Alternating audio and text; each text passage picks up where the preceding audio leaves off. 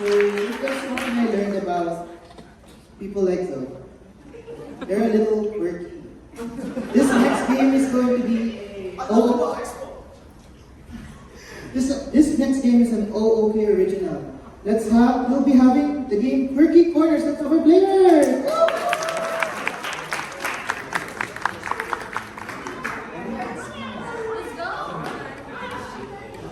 So, before I continue with the game, I need some help. They need some help from you, the audience. They need a character quirk for each of them. Each time I ding the bell, they will be shuffling. So, I need you guys to help whoever is on my left. So, York? Give me a personality trait of your little brother. Taylor Swift. Annoying! Annoying! Rowdy! I will take Swiftie. Okay. Give me a character trait that you consider a beige flag.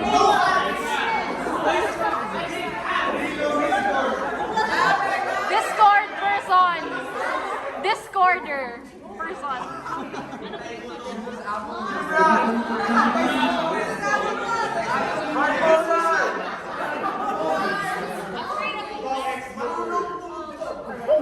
Always hungry. Okay, I will take that. Are you hungry? Give me a pet peeve. Juicy.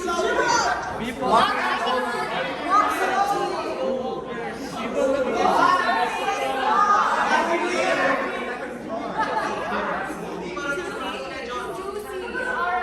will juicy.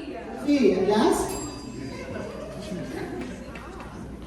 Hi, I would really like if you guys could give me a trait that you can describe your situationship. I'll get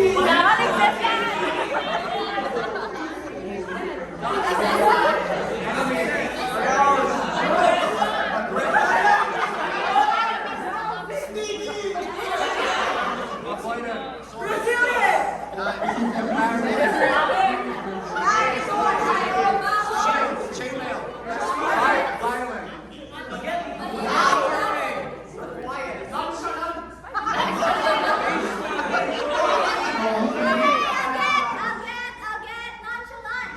Alright.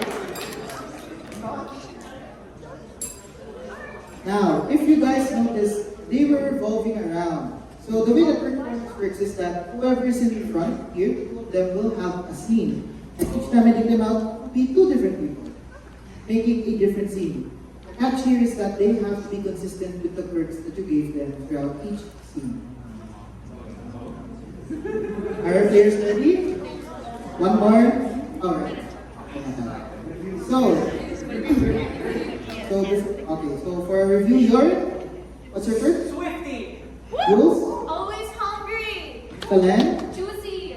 and Alan. Nonchalant. Alright, so I'll need from the audience.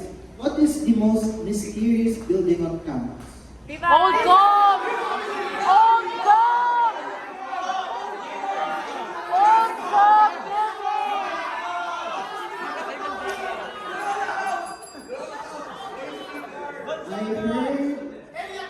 I heard Jesuit communications. This is Quirky Corners with your Jules, Salen, and Alan. Babe, I know you want to go to Desert Communication, but it's 11 a.m. and it's almost done. I want to go. Let's eat. Well, I don't know about you. It's my birthday, so you gotta treat me. Dad, I don't give a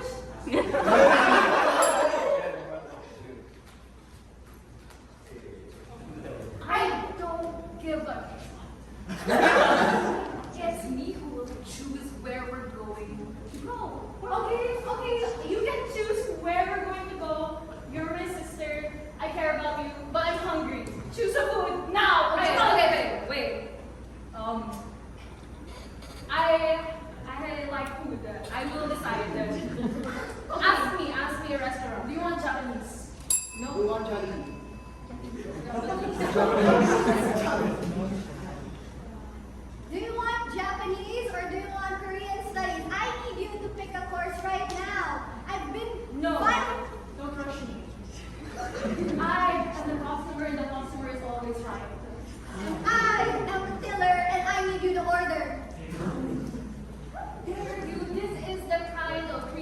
give to your customers?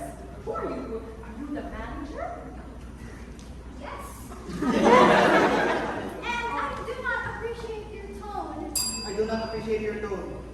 I do not appreciate your tone right now. Taylor Swift is the pinnacle of musical art. But sister, I need you to go with me to the concert of Travis Scott.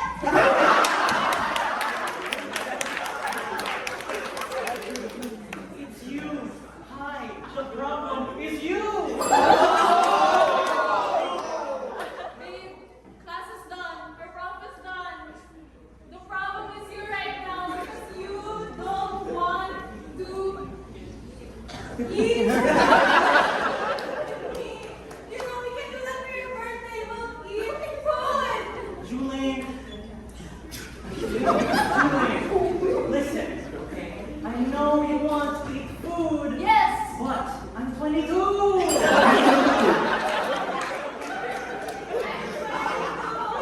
be 30 by the time you choose food. I have the space to decide for myself. You wait, okay. You give me restaurants. What do you want? Chubby chicken. I don't like that. I don't like that. I don't like that you're fighting with my employees. I know what you said to my employee later. You called him a pizza face. I don't call them pizza face. You know why? You know what? Why? Because they look like a pizza. We sell pizzas here, man. We don't look like them. You are what you You are wanting to. You are what you eat, Carrie. A Travis Scott.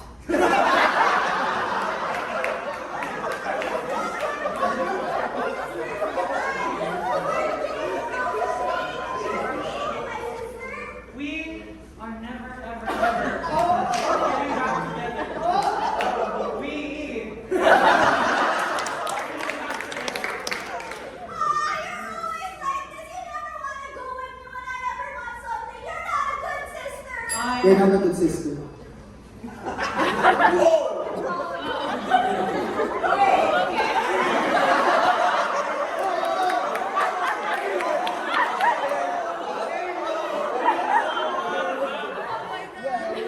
Sister, because you're a good partner.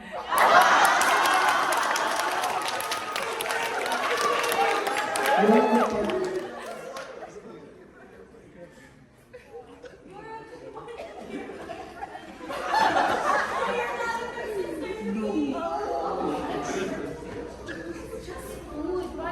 It's just food. It's just food. And it's pizza. So if I call your employee pizza face, they take it. Just because you're a customer doesn't mean you're right. I own this establishment and I tell you, you need to go, ma'am. You need to go, man. You need to go now. I am going to my Taylor Swift concert. You're going to the Travis Scott.